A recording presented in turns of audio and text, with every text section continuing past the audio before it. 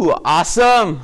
So let's get right into season 3. This is like super exciting. We're gonna start with the Crystal Empire. So a little bit of a crazy kind of story coming into this episode. So we've got like Ponyville's over here, and Canterlot's over here, and this is where like the last season finale was at Canterlot. So what Shining Armor and Cadence do is they leave their wedding place, and they come over to a place called the Crystal Empire. Now the Crystal Empire is this huge like crystal empire, but it's in the middle of like this barren wasteland, and it's really interesting. And so they have this big tower at the middle, and that's like their castle, it's their throne, whatever. And then the whole city is built around that tower, right? And so as everyone lives there, like there's this border, right? And this border around the Crystal Empire, it's like just like totally covered with like fog and smog, and it's like weather, it's snow everywhere, because this is like way up north, right? So kind of far away from where we used to be. And in this episode, right, like what happens is there's this new evil villain, and his name is Sombra. And what's cool with Sombra is he starts out a long time ago. He took over like the entire empire and like made everybody his slaves, basically, which was like crazy, right?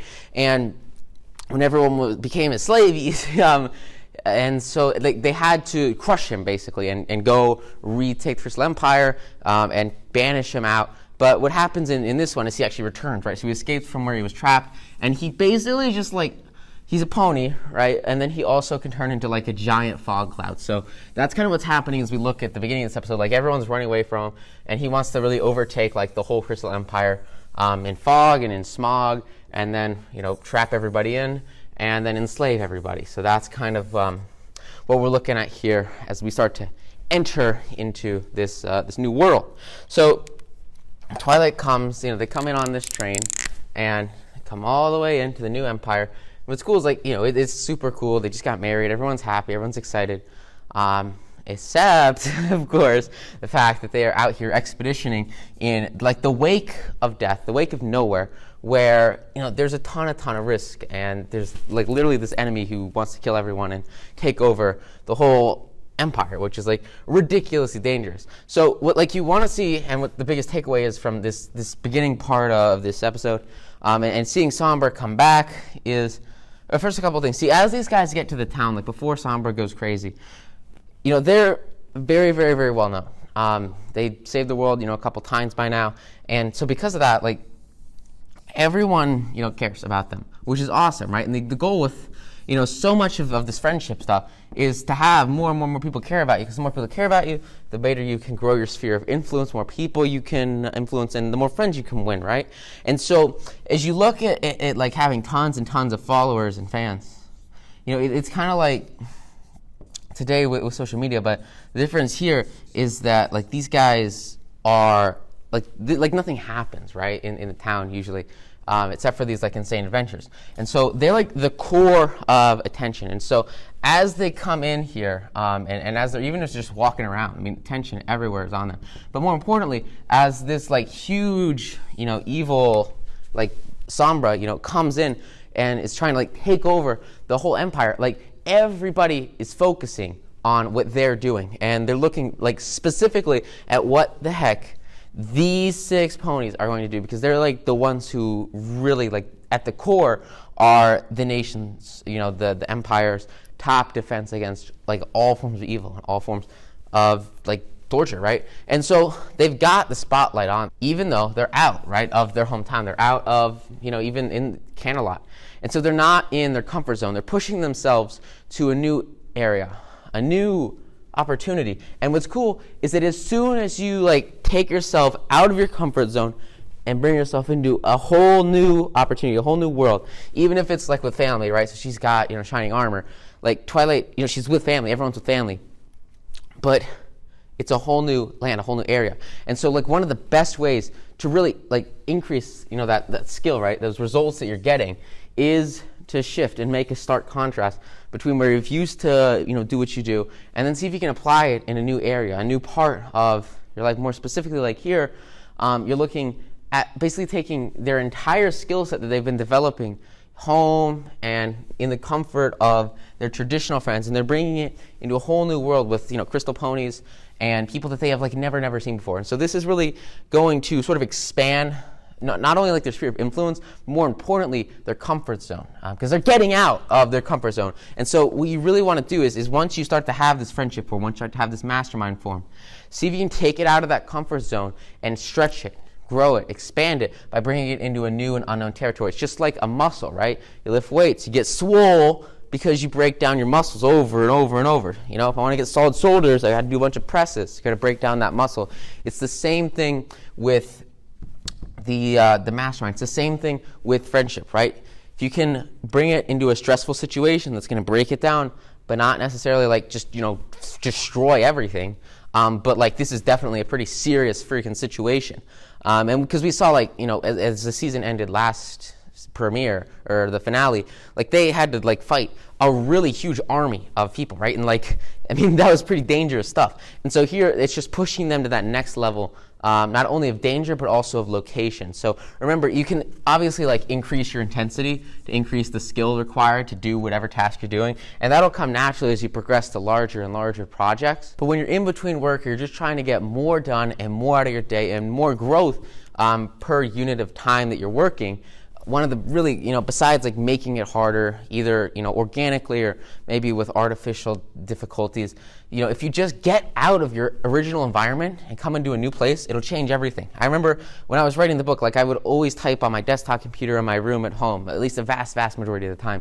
And when I started taking my laptop with me and just writing, wherever I was, I started writing, in fields. I would just sit down in a field and I would write. And it was interesting because just by putting myself in a new environment, all my thoughts became significantly clearer. And it was a whole different style of writing, a whole different tone of writing that kind of flowed out of me when I was writing the manuscript, right? And so it was just this different side that you wouldn't have seen unless you put yourself in a new situation, a new environment. Even just a change of scenery, even if it's not a more difficult place to be, or maybe it's easier for you to type in a coffee shop or something. Even if you just change your environment, by changing your environment, you're going to fundamentally change the inputs that come into your body. And when you change your inputs, it's going to directly affect your outputs, right? You are what you eat, basically, as long as you work out and get swole. And so it's the same thing with your head, right? You are what you consume. Your mind is what you consume. And so if you consume a different environment, it's going to change the way that you think, it's going to change the way you function, it's going to change the performance that you have. Very cool stuff. So in the second part of the Crystal Empire, what's cool is so they had this shield around the whole thing, the whole empire at the beginning, which was super cool. And everyone's basically inside now. And they're all trying to support Shining Armor and Cadence. And Cadence is holding up this force field that's trying to keep out Sombra. The problem is it's super difficult to make a giant force field to cover an entire city, apparently. So as Cadence is giving every ounce of strength that she has, and Shining Armor is trying to push her to her limit and help her get everything she can out of all she's got, she fades away. She runs out of match. She's been holding up this shield for weeks, which is just ridiculous. And so this magic shield starts to fade away, and then what happens is all this smoke, all this fog starts to come into the city. And of course, with that comes Sombra, who wants to take control of everybody and make them all his slaves, which is pretty ridiculous.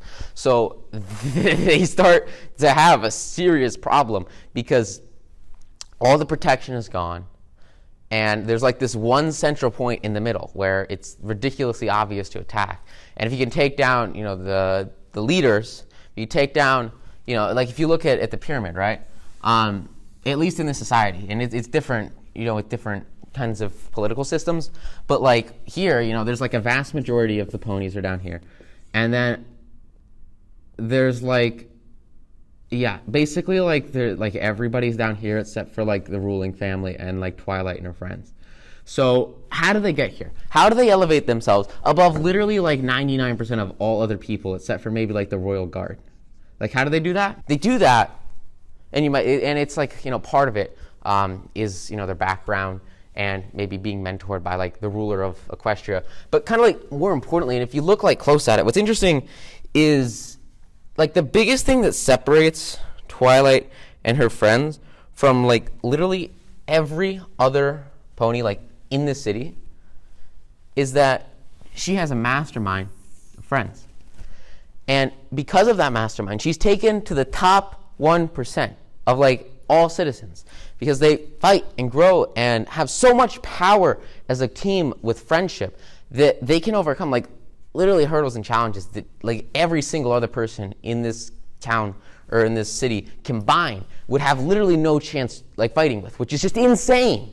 And so like you got to remember, like 1 + 1 is 3, 2 + 2 is 5. When you get 6 people in a mastermind, 6 plus people in a mastermind, 7 people in a mastermind, I mean, this small group of people has such a geometrically increasing impact and amount of power that, I mean, basically they can just freaking crush the day over and over and over, which is just like absolutely insane. And that's pretty much exactly what happens. So Sombra comes to the big, center area, and goes into the throne room, walks into the throne, and basically like says, "I am going to rule you from now on," to Cadance and Shining Armor.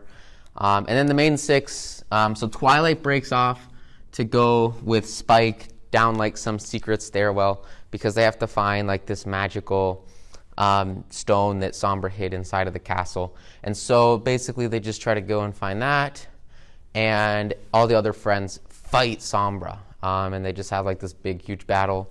And then also, what's really cool is there's this scene where Twilight and Spike, they go down this big catacomb down into this huge cellar, and in the cellar, they walk down all these stairs, they get to the bottom, and they find a door. And in this door, Spike opens it and Twilight opens it. They both open it. They both look inside. And they look inside, they both see their worst fears, which is, it's like a magic door. So they see their worst fears. So Twilight sees Celestia like abandoning her and saying that she is a terrible student and failed. And Spike sees Twilight giving her up and saying he's a terrible dragon, is the worst big dragon ever, and that he's got to go. And then they come out of the door and they realize that it's a trick and that it's a trap and all that crap. But what's really interesting, they look in that door and then they look back at themselves and they reflect on like what just happened. They realize that worst case scenario, it would have hurt, it would have destroyed them, but they'd still be alive. They would still be walking that next day, and they still have able to survive, move on, and succeed with whatever it is that they want to do after this event. And so they realized that like even if the worst case scenario happened and like they got abandoned, like they would still be there. They would still have their friends. They would still, except for Spike, but they'd still have like their own ability to reflect, get better, and grow and succeed. And so like even in just their worst fears ever come true, they're still alive. And it's just this thing, like you've got to be grateful and thankful for this ability to go out there and do whatever you want to do and absolutely crush it with whatever you want to do. Because the instant that you're eternally grateful for every like moment that you have, all of a sudden you get more and more and more and more out of everything that you're doing, which is just so powerful. And that mindset is really, really what allows these guys to succeed. And so they go through here, and then they get the magic stone they need, and then they come back up, and then they use it to defeat Sombra and banish him, and everyone's happy, the world gets saved, and it's like the best thing ever. But here's the interesting thing: as they're coming back up, they come up I'll draw this over here. They come up to the top of this big tower in the middle. And as they get to the top of this tower, this is like where the door led them, and they got to the top. They have like, this is the little stone that they need, and it's probably a little bit smaller than that. So Twilight, walks up and grabs this magic stone thing, and as soon as she grabs it, there's like this dark magic that comes from Sombra, right? And this magic encloses her in like a trap, and she can't get out of this trap. She can't teleport out of this trap. She's just like trapped inside the area. So what she does is she can't get out. But as the gate is like rocks are closing in around her, and she's getting trapped, completely sealed inside this trap, she throws this magic rock thing to Spike, and Spike catches it outside. She sacrifices her chance at saving the day and being the hero so that Spike can jump off this tower and then use this and give this stone to Cadence, and then Cadence uses it to kill Sombra or banish Sombra, whatever, in a PG, right? And then they use that, and then they win, right? And everyone's happy because they killed a guy. So Spike's a huge hero. Everyone adores Spike. He's the best guy ever, and everyone is ridiculously excited to be around him because he literally saves the whole city. He gets rid of all of Sombra, and he's just gone. And Spike gets all the credit, even though basically Twilight got it. And so what was she willing to do here? She was willing to sacrifice her ego and sacrifice her boasting ability, right? Her pride, for the betterment of literally thousands of people surviving. Now, how noble is that? How cool is that? And that only happens when you have total confidence in yourself and you realize that validation doesn't have to come from others. It doesn't have to be external. All it has to do is come from inside. And that's exactly what Twilight does. She has total and complete belief and conviction in herself. And so because of that, she understands that she must do what is best for everybody and not just what makes her look the best in the public eye. Very powerful concept. Oh my God, this one's so fun. Okay, so too many Pinkie Pies. So this is probably how this is at least how I felt like this for a very long time until I started hire people and get assistants and editors and employees really help with this. Oh my God, this is so cool. So Pinkie Pie is this big blue Pinkie Pie, okay? And she's trying to hang out with Rainbow Dash in the morning and Twilight in the afternoon and Rarity, later in the day, and Applejack. And so she's just got so many friends, and she's always trying to be happy. She's always excited. She's always smiling, which is the coolest thing ever. If you just smile all the time, it'll change your life. It's insane. And so because of that, she's always taking appointments. Yeah, we'll hang out. Yeah, we'll hang out. Yeah, we'll hang out. Yeah, let's hang out. Because everybody wants to be with Pinkie Pie. Why does everybody want to be with Pinkie Pie? She always smiles. People like to hang around with positive people because positive people transfer positivity into other people, which makes them feel amazing. Become a positive person, and people will like to be around you. That's it. That's the secret formula. I mean, that's so cool. So everybody wants to be with Pinkie Pie. So Pinkie Pie hangs out here, hangs out here, hangs out here. And the problem she has is that there are only 24 hours in a day, and she just can't possibly make it to all of her friends at the same time because she's getting double booked for friendship sessions. She's just doing too much, right? She can only be with maybe 1 or 2 people a day, maybe 3 people a day. I mean, there's just only so much time to hang out with people. And so what she does is she kind of ventures off into the forest, into the Everfree Forest, the land of evil things happening. And she finds this huge cave. So in this cave, she walks in, and there is this ginormous pond. It's like a mirror pond, and it's the coolest thing ever. So she looks in the pond, and she's like, oh, cool, pond. So she just hops in because she's ridiculously happy, and she's always willing to try new things and have a great time doing anything she thinks might work to be fun, to have an impact on herself. And what happens is she comes out of the pond, and then a clone of her comes out of the pond. So it's called the mirror pond, and basically it just clones people, which is pretty freaking sick. So she clones herself, and then she sends her clone to, I'm going to do the clones in green, I guess. Yeah. So she sends all of her clones to hang out with her friends because there's just so much for her to do. She just doesn't have enough time through the day. But then she has a problem. So maybe her clones can hang out with 2 people, but now there's 6 people that want to hang out with her. So she goes and her clone clones herself. And now there's new clones. And so these clones go and they clone themselves. But now more people want to hang out with her. So there's new people over here, right? And these new ponies, they want to hang out with Pinkie Pie because everybody loves Pinkie Pie because she's the nicest person ever because she's always smiling. So the clones go clone themselves again, and this happens like 50 times basically. And then there's like 50 Pinkie Pies, which is basically what happens. Okay? So there's tons and tons and tons of Pinkie Pies. They're running throughout the street, and it's just like so many Pinkie Pies. Okay? Now, obviously this is a problem, but let's take a minute, step back and look really at like what happened here and how this came to be.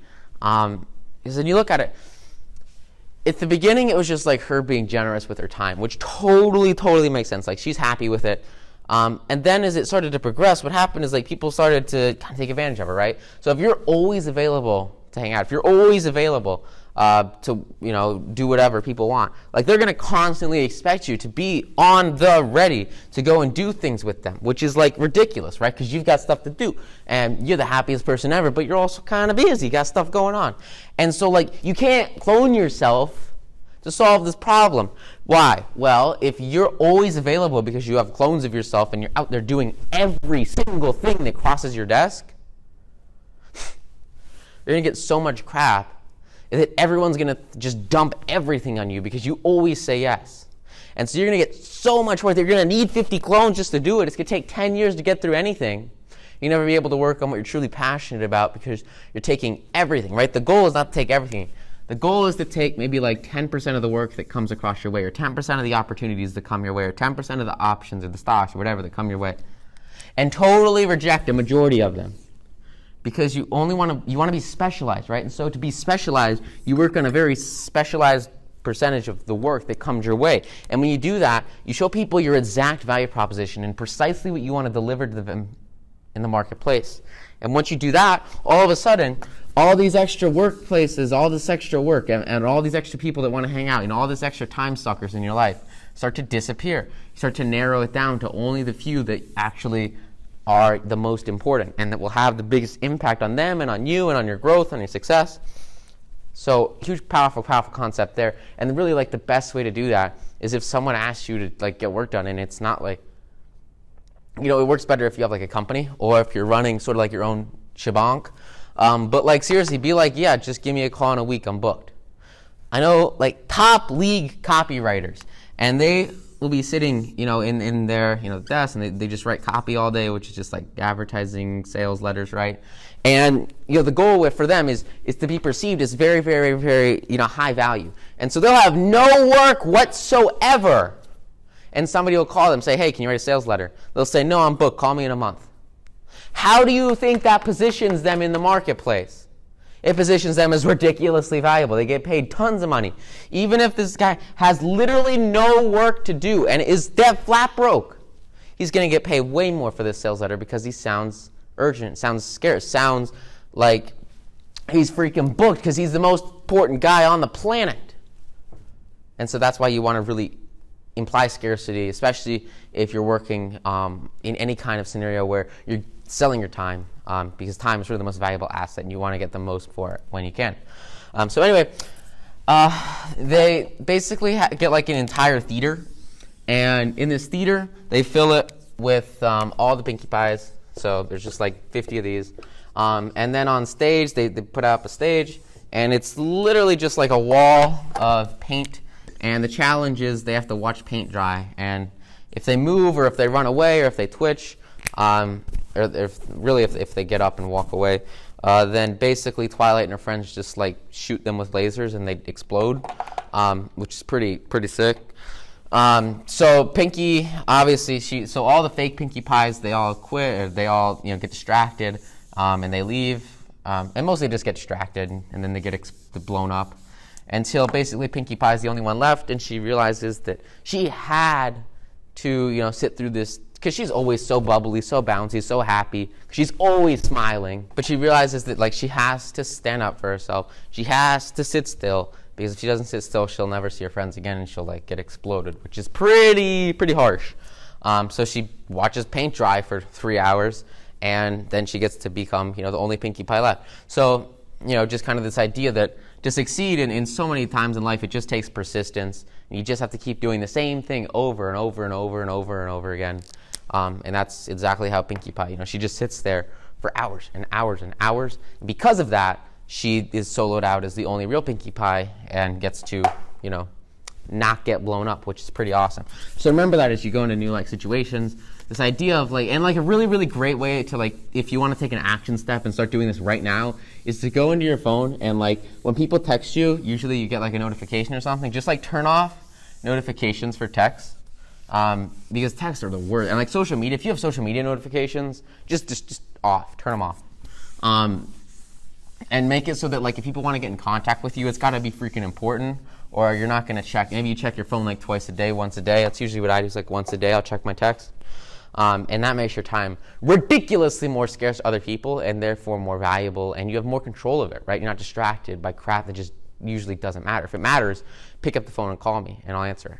And so that's a really, really good strategy that you can use right now.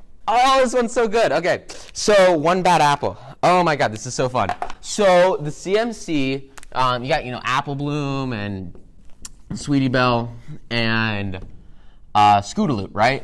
And so Apple Bloom has like a cousin from, there's this city called Manhattan, and you'll kind of hear more about it soon enough, but there's this place, so in Manhattan, which is like totally separate from all the other places, it's basically just like this huge city, and so Apple Bloom has a cousin from Manhattan named Babsy, right? So Babsy comes into town, and Babsy in this picture, she's like on the far left, and she's, the only pony that you haven't seen before.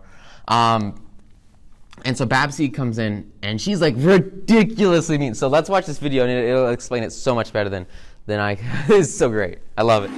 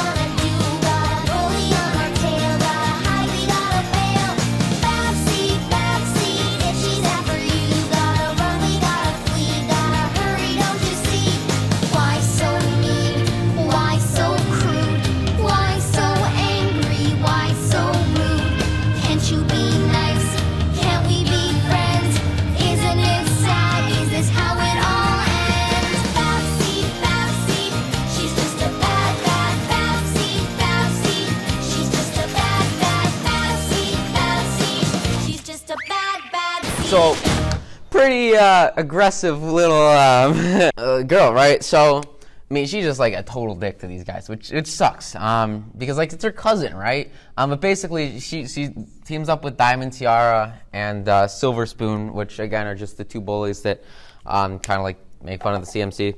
And what's cool is like these guys stay together. They have their friendship, they have their bonds, they have their relationships, and they're like totally set in place.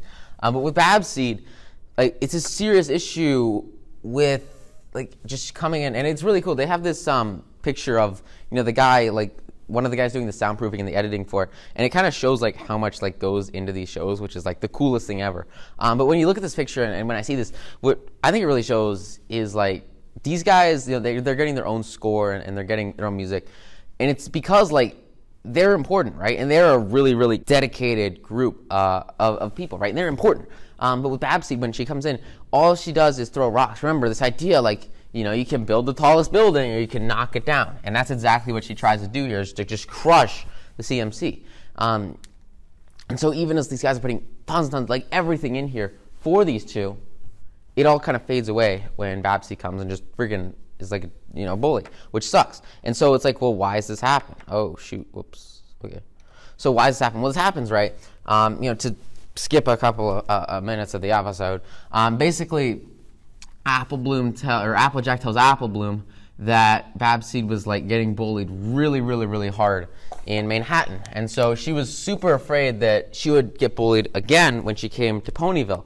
And so, like, basically what she did is to stop herself from getting bullied, she teamed up with the bullies and decided to become a bully, which is like, come on, man. Like, that's kind of mean. But it all came from what? It came from fear, right? And so she brought fear with her as she made this transition from where she used to be to where she is now. So she brought fear with her from Manhattan to Ponyville, and that fear, it made her get in the wrong crowd. She's hanging out with the wrong people, wrong influences, and so often, like, you don't mean to do this, but you can get with the wrong people out of fear. Because fear, remember, negativity, right? Like, that's what crushes everything. That's what destroys productivity. That's what destroys output.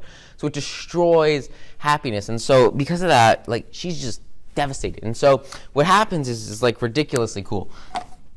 There's like this race, okay? And in this race, like, basically everybody at the school, they make there's like a parade. And so they all make like carts, right? And so the CMC, they make like this big, it was kind of like lettuce. It was like a big head of lettuce, which was like pretty interesting. It's green, so green, and it's got wheels too. And so they make like this big cart, and after they make this big cart, they get in the race, and the race starts with everybody, and they learn that Babseed wasn't really that bad, and that she actually was being bullied, and that she was just trying to protect herself. Which isn't really an excuse, but they feel bad for her. But what sucks is so Babseed has her cart, right? And her cart's like this big apple, big gold apple. And what they did is they rigged like an alarm in her car so that her steering wheel would like jerk to the right as soon as there's like a little turn off in the road, so the course kind of turns left. And then on the right, there's like this huge drop off into like a big pile of mud and a lake, and it's just a big mess. And so they rigged up this alarm in her car so like it'll snag the steering wheel as she gets to this point right here, and then she'll fall into the mud and she'll be dirty, and her car will be destroyed. She'll be humiliated. Pretty like harsh stuff. Like, it's kind of dangerous. But then they learn that she's not actually like that bad, right? Or that she's just trying to defend herself. She's scared. She's afraid. And so when the race actually starts, they pull up, next to her, and then obviously trying to like be a tough guy or whatever. Like, she knocks them off the course, and so their cart gets like totally destroyed. And it's made of lettuce. Like, oh my God, it's just gone. Pinkie Pie like starts to eat the remains. It's hilarious. But they run up beside her as she starts to get to this point right here. She gets to this cliff. They jump inside her cart and they push her out. And the three of them fall off this cliff into a pile of mud with pigs and into a lake. They sacrifice themselves and all of their egos for the benefit of Babs. All of this so that she doesn't feel hurt, so that she doesn't feel attacked, so that she doesn't feel harmed, she doesn't feel bullied. And this fundamentally shifts the way Babsy looks at them. It absolutely changes the way she perceives, like, literally everyone around her. Because now all of a sudden she realizes that, even though she was total jerk to these guys, when they learned what her true past was, they sacrificed themselves for her gain. They took the hit for her and ran off this cliff so that she didn't have to. If you want to do anything to instantly befriend someone, make a legitimate and sincere sacrifice like these three did, and there is no chance that Babsy doesn't feel indebted to them. She feels such a close connection to them after this event, because now she forgets all this fear, she forgets all this crap, and she realizes that someone actually cares about her. In the instant that someone cares about her, everything changes for her, and she is so happy, because that's all she wanted, right? And this mastermind, this connection between the CMC, or what allows that to happen, and allows her to get rid of those bullies in her life and instead focus on her own development, her own growth, her own friends. And they show her that there's a ridiculously better way by actually befriending people instead of trying to just bully them. So it's applicable in so many instances. But here, the really big takeaway is to always, at least with a, like at first, right, if she was just a jerk and punched him, like you punch her back. But like, if it keeps happening over and over and over again, figure out, what's the actual reason behind this? Why is this actually happening? And that's a cool production image. I just really like it. It's cool. Okay, cool. So, Magic Duel. So in Magic Duel, we get Trixie again. Trixie comes back, and at the beginning of the episode, she goes into like this sketchy shop, and like there's this guy, and he's like, "What do you want from the shop?" And Trixie is like, "I would like to get, this like magic amulet that says evil on it and says do not buy." And then the guy's like, "I don't know, that's pretty evil. I wouldn't really buy that." And then she gives him like a ginormous bag of money and just walks away. So that's kind of how it starts. And you can sort of see it on her. You can't really see it on her that well. But basically, she like gets this like magic amulet that is supposed to be like ridiculously powerful, and only for like evil people, which is kind of not the best thing ever. But she gets it so that she can overpower Twilight. Because remember earlier in like season 1, Twilight showed her that she was more powerful and she had more magic than Trixie. And so now she wants to come back and prove that she's the most powerful pony in the whole wide world, right? So she gets this. I'm just gonna like do like this, okay? So she gets this amulet, which is like around her neck, I guess. It's kind of big. And she says, "Let's fight." And so she fights Twilight, and they say, "Let's have a magic duel." And so they have a magic duel, which is cool, I guess. And this is like really, really, really powerful amulet. For some reason, it is like insane. And so you can kind of see in the picture, like, she wins. She just like destroys Twilight with like giant lasers, which is pretty crazy. And so she basically like takes over the entire town, which is, I don't know why. But she takes over the entire town, traps the mayor in a cage, a bird cage, trapped in a bird cage. And then like banishes Twilight and her friends. So like if this is the city, or this is Ponyville, she like puts up a force field around like the whole city, and like kicks Twilight and her friends out. Well, not Twilight, just Twilight, not her friends, my bad. Yeah, so she just like kicks Twilight out of this town. And so she kind of like just has to go to the Everfree Forest basically. And just like blocks her out, which is like insane. So a lot of really, really interesting things happen here. So the first thing that happens is Twilight goes to Zecora. So Zecora is like in the middle of the forest, and she's like, "Zecora, well, what can I do here? What should I do to succeed?" And Zecora says like, "Well, you probably need to get better at magic, so let's meditate." Meditation like is so great. It changed my life. I do it twice a day. It's like the best thing ever. This is not about meditation, but it's a pretty cool little side note. So she's like meditating, walking on water, floating water around her, and trying to like strengthen her magic, I guess. Because remember, like it's a muscle, right? So if you do it more, you stress it out, you're going to grow it, you're going to get stronger.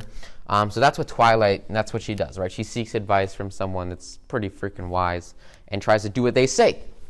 Now, while she's out there doing that, what's really cool is her friends are plotting, how they're going to help Twilight defeat Zecora, right? And so what Fluttershy does is she gets all of these, like, beavers to carry her in a log to, like, the edge of this force field border thing.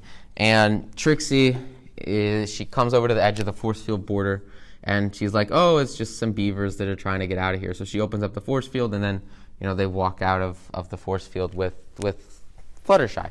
And then Fluttershy goes to meet with Zecora and Twilight. And what's so cool is, like, Twilight didn't ask them to do this. Twilight didn't say, "Hey, we need help, come help me."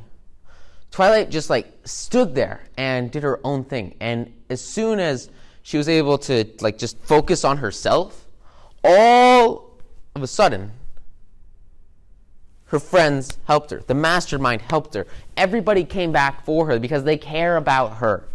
She's developed such a strong relationship with all these ponies that they stick with her, thick, thin, whatever comes through. They are going hard alongside her, which is so powerful, so big.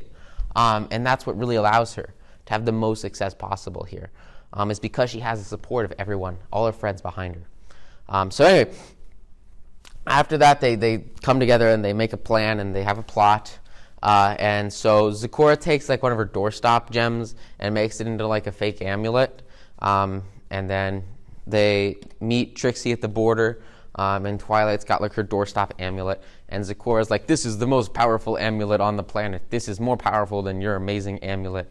And I challenge you to a rematch, and I'm going to beat you and take the town back. So that's kind of what happens outside the border. And she's like, okay, cool, yeah, you bet. And so here's the cool part. They get back inside the town, and there's a rematch between Twilight with her kind of like fake doorstop amulet, and Trixie, right? And so Trixie doesn't know it's a fake doorstop amulet. It looks totally legit. So what they do is Trixie, they're doing like tricks or whatever to like show how powerful they are and how cool their magic is.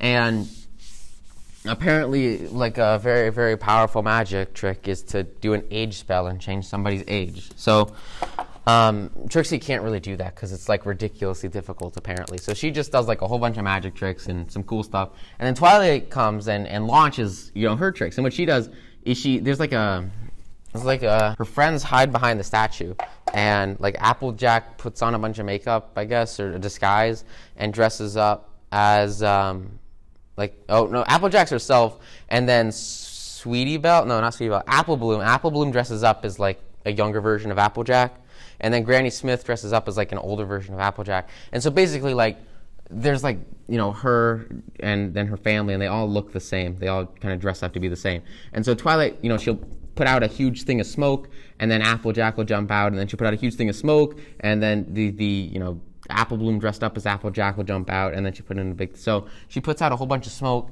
and then her friends will jump out, looking like she changed the, Applejack's age, right? And obviously, she wasn't actually able to do this, but she won the battle with this trick, and she won the respect of Trixie with this trick because her friends supported her. There is no way she could do this alone. There's no chance she could win this battle without her friendships, without her bonds, without her her friends, right? And it all comes from their ability to work together and to problem solve and to have like this big overarching goal that they want to work towards. And so they figure out a path to get there. Beating Trixie, they figure out how can we have the the best magic trick possible, the age spell. How can we do that as a team, not as an individual? And so that's why they have so much more power over Trixie. Because Trixie's, it's just her and then Snips and Snails. Snips and Snails don't really do anything. But with Twilight, she's got her friends, and they're able to solve this problem. They're able to overcome this challenge and take back the town from Trixie. And basically, like what Trixie does is she is totally convinced and thinks that this is like totally legit because her friends do an amazing, amazing, amazing job at making it look like reality. So she throws her, because the only way that they can remove this amulet is like she has to remove it herself. So she removes her amulet and then throws it on the ground, and then goes over to Twilight and like just snags Twilight's amulet, which again was just like a doorstop, and then it's completely powerless, and they get the amulet back over here, and then everyone's safe, right? Everyone's happy. The evil amulet gets returned to wherever it came from, and Trixie is just back to normal Trixie. She doesn't have like the insane powers anymore of this evil amulet, which is like totally freaking cool. And like everyone's happy, everyone's saved, the whole town comes back to normal solely because these guys were able to leverage their friendship and problem solve through a difficult situation.